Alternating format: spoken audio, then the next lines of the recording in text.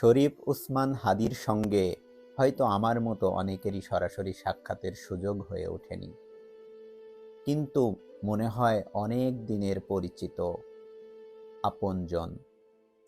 মৃত্যু বা শাহাদাত কোনো শেষ নয়, এটি হলো দুনিয়ার জীবন থেকে আরেক জীবনে সম্মানের সাথে স্থানান্তর। আপনি হয়তো এই পৃথিবীর অন্য সবার মতোই ভাবছেন, এটাই আমার জীবন, আর আমার দুনিয়ার এ জীবন শেষ হয়ে গেলেই সব শেষ। আমি তখন হয়তো অন্য কোথাও থাকব। কিন্তু আমরা এমনভাবে ভাবি যেন এটাই জীবন, এটাই সব কিছু। এখন আমরা এখানে আছি, আমার পরিবারের সদস্যরা যারা আমার সঙ্গে রয়েছে, মা, বাবা, ভাই, বোন, স্বামী, স্ত্রী, যাই হোক না কেন, যেই সম্পর্কই হোক, সবাই চায় একে অপরের সঙ্গে অনেক অনেক অনেক দীর্ঘ সময় থাকতে, কিন্তু আমরা সবাই জানি এটা সম্ভব নয়। আমি আপনাদের একটি কথা শেয়ার করতে চাই। আমরা মনে করি যখন এ দুনিয়া থেকে আমরা চলে যাই সেটাই মৃত্যু। আমরা বলি এটি মৃত্যু। আমরা বলি এটাই জীবনের সমাপ্তি, এই শরীরের শেষ, এই জীবনের শেষ। কিন্তু যখন কোরআন নাজিল হলো, তখন কোরআন একেবারে নতুন একটি শব্দ ব্যবহার করল, সম্পূর্ণ নতুন একটি ধারণা দিল। কোরআন মউত শব্দটি ব্যবহার করেছে এবং বলেছে প্রত্যেককেই মৃত্যুর স্বাদ গ্রহণ করতে হবে। কিন্তু কোরআনে এই আলাপ এখানেই থেমে যায়নি, এর সঙ্গে আরও কিছু শব্দ যোগ করা হয়েছে। কোরআন বলেছে তোমাদের স্থানান্তর করা হচ্ছে, তোমাদের এক জগৎ থেকে আরেক জগতে নেওয়া হচ্ছে, তোমরা ভ্রমণ করছো, তোমরা এক স্থান থেকে আরেক স্থানে যাচ্ছ। কোরআন এই শব্দগুলো ব্যবহার করেছে। এর অর্থ কি? এর অর্থ হলো আমরা আসলে শেষ হয়ে যাই না, আমরা পুরোপুরি মারা যাই না। হ্যাঁ, আমরা মৃত্যুর স্বাদ গ্রহণ করি, কিন্তু আমরা সামনে এগিয়ে যাই। আর এটা প্রথমবার নয়, এর আগেও এটা ঘটেছে। আমরা এক জগৎ থেকে আরেক জগতে এসেছি। তাই আমি বলতে চাই, আমাদের দুনিয়ার এ জীবনকে আলাদা করে দেখবেন না, আর মৃত্যুকে জীবনের শেষ বলে ভাববেন না। এই জীবনটি আল্লাহ আমাদের জন্য যে বিশাল জীবন তৈরি করেছেন, তার খুবই ছোট একটি অংশ মাত্র। আসলে এই মুহূর্তে আপনারা যারা আমাকে শুনছেন, আপনারা এক অর্থে চিরস্থায়ী। এই চিরস্থায়ী জীবনের মধ্যে, হ্যাঁ, আমাদের একটি জন্ম হয়েছিল। আল্লাহ আমাদের সৃষ্টি করেছেন, কিন্তু আমি দুনিয়ার জন্মের কথা বলছি না, আমি বলছি রূহের জন্মের কথা। এক সময় ছিল যখন আমার রূহ এবং আপনার রূহ সৃষ্টি করা হয়েছিল, আর একবার সৃষ্টি হওয়ার পর রূহ আর কখনো পুরোপুরি শেষ হয়ে যায় না, শুধু একবার মৃত্যু আসে, যেটা দুনিয়ার মৃত্যু। এরপর আমরা কেবল স্থানান্তরিত হই। এই পুরো জীবনের ভিতরে আল্লাহ আমাদের অনেকবার এক জগৎ থেকে আরেক জগতে স্থানান্তর করেন। প্রত্যেকটি মানুষ 5টি স্থানান্তর পার করে এবং 6টি জগতে আমরা আমাদের জীবন ধারণ করি। অর্থাৎ আমরা 6টি ভিন্ন ভিন্ন জীবনে বেঁচে থাকি, কারণ প্রতিটি জগৎ আমাদের আরেকটি নতুন জগতে নিয়ে যায়। এখন আপনি হয়তো ভাবতে পারেন, আমি এসব কি বলছি? আপনারা কি জানেন আমরা সবাই রূহ হিসেবে ছিলাম? আল্লাহ আমাদের সৃষ্টি করেছিলেন আদম আলাইসাল্লামের পিঠের হাড় থেকে। আল্লাহ যখন আদম আলাইসাল্লামকে সৃষ্টি করলেন, তখন তিনি তার মেরুদণ্ডে পৃথিবীতে আগত সব মানুষের বীজ রাখলেন। আপনি, আমি, এই পৃথিবীতে যত মানুষ এসেছে, যত মানুষ আসবে, সবাই সেই মেরুদণ্ডে ছিলাম। প্রজন্মের পর প্রজন্ম ধরে সেই বীজগুলো স্থানান্তরিত হতে থাকবে। আল্লাহ সেই বীজগুলো থেকে রূহ সৃষ্টি করলেন। বহু রূহ সৃষ্টি হলো। আমি ছিলাম, আপনি ছিলেন। আমরা তখন কিছুই জানতাম না, আমরা শুধু রূহ হিসেবে ছিলাম, এটাকেই বলা হয় আমাদের প্রথম জীবন। রাসূলুল্লাহ সাল্লাল্লাহু আলাইহি ওয়াসাল্লাম বলেছেন, এই কারণেই কখনো কখনো আমরা কাউকে দেখে মনে করি আমি তোমাকে কোথাও দেখেছি, কিন্তু মনে করতে পারি না কোথায়। অথচ আমরা দুনিয়াতে কখনো তাকে দেখিনি। এটা হতে পারে আমরা তাকে রূহের জগতে দেখেছিলাম। আমরা সেখানে কত বছর ছিলাম? হাজার হাজার বছর, কত শত বছর আমরা জানি না। একদিন আল্লাহ সব রূহকে একত্রিত করলেন এবং একটি প্রশ্ন করলেন, যা কুরআনে এসেছে। আল্লাহ বললেন, আমি কি তোমাদের রব নই? আমরা সবাই একসঙ্গে বলেছিলাম, বালা শাহিদনা, হ্যাঁ, আমরা সাক্ষ্য দিচ্ছি। আল্লাহ বললেন, এই সাক্ষ্য আমি নিচ্ছি যেন কিয়ামতের দিন কেউ বলতে না পারে আমি জানতাম না, অথবা আমার বাবা মা আমাকে ভুল পথে চালিয়েছে।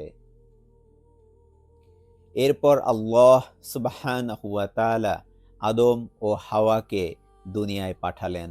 সন্তান জন্ম নিতে শুরু করল। সহিহ বুখারীর হাদিস অনুযায়ী 4 মাস পূর্ণ হলে বা 120 দিন হলে ফেরেশতা এসে ভ্রূণের ভিতর রূহ ফুঁকে দেন। তখন আল্লাহ বলেন, এই দেহে তুমি থাকবে, এই নারী তোমার মা, এই পুরুষ তোমার বাবা। এর আগে আমাদের কোনো মা বাবা ছিল না। মাতৃগর্ভে আমরা লাল রং ছাড়া কিছুই দেখিনি। আমরা সেখানে আরামে ছিলাম, আমরা বের হতে চাইনি। ধরুন গর্ভে 2 যমজ শিশু, একজন বিশ্বাসী, একজন অবিশ্বাসী। বিশ্বাসী বলে আমরা একদিন এখান থেকে বের হব, আরেকটি দুনিয়ায় যাব। অবিশ্বাসী বলে তুমি পাগল হয়ে গেছো, এটাই সব, এর বাহিরে কিছু নেই। আজ দুনিয়াতেও ঠিক তাই হচ্ছে। আমাদের মধ্যে অনেকেই পরকালীন জীবনকে আমরা অস্বীকার করি। এর পরের জগতই হলো আমাদের দুনিয়ার জীবন। এটাই আমাদের বর্তমান, এই দুনিয়ার জীবন। সম্পদ, পরিবার, আরাম আয়েশ, চাকরি, সবকিছু আমাদের এত ভারী করে ফেলে যে আমরা যেতে চাই না। এই কারণেই জাকাত, সাদাকা, সলাত, সিয়াম, হজ ফরজ করা হয়েছে, যাতে আমরা ভুলে না যাই আমরা কোথা থেকে এসেছি এবং কোথায় যাচ্ছি। এই পৃথিবীতে আমরা যে জীবনযাপন করি তা আমাদের পুরো জীবনের একটি ছোট্ট অংশ মাত্র। একবার মানুষ এই দুনিয়া ছেড়ে গেলে আর কখনো ফিরে আসে না। যেমন কোনো শিশু জন্মের পর আর মায়ের গর্ভে ফিরে যেতে পারে না। মৃত্যু মানে শেষ হয়ে যাওয়া নয়, বরং এটি এক জগৎ থেকে আরেক জগতে এগিয়ে যাওয়া। মৃত্যুর সঙ্গে সঙ্গেই মানুষ প্রবেশ করে চতুর্থ জগতে, বারজাখে। যখন ফেরেশতা রূহ গ্রহণ করেন এবং মানুষ দেহ ও দুনিয়ার সম্পর্ক থেকে সম্পূর্ণভাবে বিচ্ছিন্ন হয়ে যায়। দেহ কবরে থাকে, কিন্তু রূহ চলে যায় অন্য জগতে। যদি রূহ নেককার হয়, সে শান্তি ও স্বস্তির স্থানে চলে যায়, আর যদি গুনাহগার হয়, সে শাস্তির স্থানে যায়। এই 2 অবস্থার কথাই কোরআন ও হাদিসে উল্লেখ রয়েছে। নেককার রূহদের নাম ইল্লিঈনে লিপিবদ্ধ হয়। নেককার রূহরা তখন বারজাকে তাদের আগেই ইন্তেকাল করা পরিবার পরিজনদের সঙ্গে মিলিত হয়। তারা একে অপরের খোঁজ খবর নেয় এবং দুনিয়ার খবর জিজ্ঞেস করে। এভাবে মানুষ দুনিয়ার পরিবার হারালেও সেখানে একটি নতুন পরিবার লাভ করে।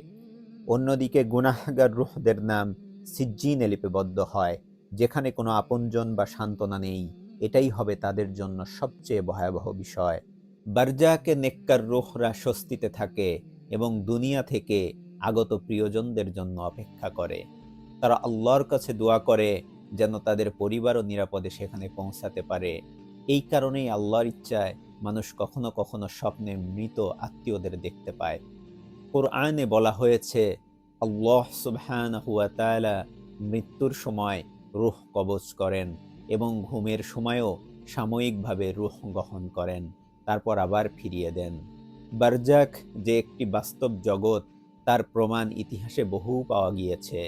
অনেক নেককার আলেম ও আল্লাহর ওলির কবর থেকে সুগন্ধ বের হওয়ার ঘটনা বর্ণিত হয়েছে, যা আল্লাহ আমাদের জন্য নিদর্শন হিসেবে দেখান।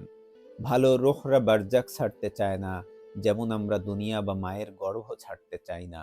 কিন্তু যারা শাস্তিতে থাকে তারা মুক্তি চায়। নির্ধারিত সময় শেষে কিয়ামত সংঘটিত হবে, সিংহায় ফু দেওয়া হবে, সব সৃষ্টি ধ্বংস হবে। আল্লাহ সুবহানাহু ওয়া তাআলা আবার দেহ ও রূহকে একত্রিত করবেন। তখন শুরু হবে আরেক নতুন জীবন, হাসর ও বিচার দিনের জীবন। কিয়ামতের দিন মানুষ আবার জেগে উঠবে, সিংহায় ফু দেওয়া হবে, সবকিছু ধ্বংস হবে, আবার ফু দেওয়া হবে, সবাই উঠবে। তখন আল্লাহ সুবহানাহু ওয়া তাআলা রূহকে আবার দেহে ফিরিয়ে দিবেন, মাটি সরে যাবে, আবার সবাই কবর থেকে বেরিয়ে আসবে। সেদিন শুধু মানুষ নয়, সব মানুষ, জিন, পশু, কীটপতঙ্গ সহ আল্লাহ সুবহানাহু ওয়া তাআলার সব সৃষ্টি একসঙ্গে কিয়ামতের ময়দানে উপস্থিত হবে। এই দিনে দুনিয়ার মতো শরীরের উপর আমাদের পূর্ণ নিয়ন্ত্রণ থাকবে না। আল্লাহ নিজেই সবাইকে একটি নির্দিষ্ট স্থানে সমবেত করবেন। সেদিন আর কোনো আত্মীয়তার সম্পর্ক থাকবে না। মা, বাবা, ভাই বোন, স্বামী স্ত্রী, কেউ কাউকে আপন বলে চিনবে না। প্রত্যেকে নিজের চিন্তায় ব্যস্ত থাকবে এবং একে অপরের কাছ থেকে পালিয়ে বেড়াবে। প্রত্যেকে বলবে ইয়া নফসি, ইয়া নফসি। সেদিন একমাত্র ভাবনা হবে আমি কি করেছি। যখন আল্লাহ আমাকে দুনিয়াতে অল্প সময়ের জন্য পাঠিয়েছিলেন, দুনিয়ার 40, 50 বা 60 বছরের জীবন, তখন কিছুই মনে হবে না। মানুষ বলবে এটা তো মাত্র একদিন, এমনকি আধা দিনের মতোই ছিল। এরপর শুরু হবে এক নতুন অবস্থা। যারা নেককার তারা আল্লাহর আরশের ছায়ায় রাসূলুল্লাহ সাল্লাল্লাহু আলাইহি ওয়াসাল্লামের সান্নিধ্যে থাকবে। তাদের জন্য কিয়ামতের দীর্ঘ সময় খুব দ্রুত কেটে যাবে। আর যারা কষ্টে থাকবে তাদের জন্য সময় হবে অত্যন্ত দীর্ঘ ও কষ্টকর। এটা একমাত্র সময় যখন সবাই এই জগৎ ছাড়তে চাইবে, কেউ শাস্তি থেকে বাঁচতে, কেউ জান্নাতে পৌঁছাতে। শেষ পর্যন্ত আল্লাহ মানুষকে নিয়ে যাবেন শেষ ও চিরস্থায়ী জীবনে। যা হবে হয় জান্নাত, নয়তো জাহান্নাম। এই জীবন হয় শাস্তির দিকে নিয়ে যাবে, না হয় চিরস্থায়ী আনন্দের দিকে। প্রশ্ন হলো, আমরা এই দুনিয়ার সংক্ষিপ্ত জীবন 40 বা 50, 60 বছরের সময় বা মাত্র কয়েকটি বছর কি জন্য ব্যয় করেছি? আমাদের কার কতটুকু সময় বাকি আছে তা কেউ জানে না। তাই বাকি সময়টা দুনিয়ার জন্য নয়, বরং সেই অনন্ত জীবনের জন্য ব্যয় করা উচিত। জান্নাতে পৌঁছালে সেখানে হবে এক আনন্দের আসর। যেমন দুনিয়াতে আমরা বন্ধুদের সাথে গল্প করি, হাসি, পুরনো স্মৃতি মনে করি, ঠিক তেমনি জান্নাতেও মানুষ দুনিয়ার কথা স্মরণ করবে। তারা বলবে, যদি দুনিয়াতে আমাদের পরিবর্তন না হতো তবে আজ জাহান্নামে থাকতাম। আল্লাহ কুরআনে বলেন, জান্নাতীদের জন্য থাকবে পরিচিত রিজক, ফলমূল। তারা থাকবে অসংখ্য নিয়ামতের বাগানে, কোনো ভয় বা দুশ্চিন্তা ছাড়া। তারা হেলান দিয়ে বসবে, মুখোমুখি থাকবে। খাদেমরা তাদের চারপাশে পানীয় নিয়ে ঘুরবে, স্বচ্ছ সুন্দর পানীয়, যা পান করলে মাথা ধরবে না, নেশাও হবে না। তাদের পাশে থাকবে পবিত্র সঙ্গিনী, যাদের দৃষ্টি কেবল তাদের প্রিয়জনের জন্য। তাদের জীবনে কোনো অপবিত্রতা নেই। জান্নাতীদের একজন বলবে, দুনিয়াতে আমার এক বন্ধু ছিল যে আখিরাতে বিশ্বাস করত না। আল্লাহ তাকে দেখাবেন সেই বন্ধুকে জাহান্নামের গভীরে। তখন সে বলবে, আল্লাহর কসম, আমার রবের দয়া না থাকলে আমিও আজ তার সাথেই থাকতাম। এরপর জান্নাতীরা বলবে, এখন আর কোনো মৃত্যু নেই, কোনো শাস্তি নেই। দুনিয়ার মৃত্যুই ছিল একমাত্র মৃত্যু। আল্লাহ বলেন, এটাই সবচেয়ে বড় সাফল্য, দুনিয়ার সব অর্জনের চেয়েও বড়। যারা প্রতিযোগিতা করতে চায় তারা যেন এই সাফল্যের জন্যই চেষ্টা করে। এই দুনিয়া খুব খুব ছোট ও তুচ্ছ। আল্লাহ সুবহানাহু ওয়া তাআলা তার সন্তুষ্টি অর্জনের মাধ্যমে আখিরাতে আমাদের চিরস্থায়ী সফলতা লাভ করার তৌফিক দান করুন। هل لك سر عند الله بينك أنت وبين الله؟ هل لك صدقات تخفى لا يعلمها إلا الله؟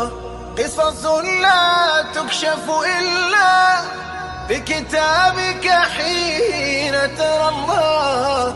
ما أحراك بهذا أن يكبر قدرك عند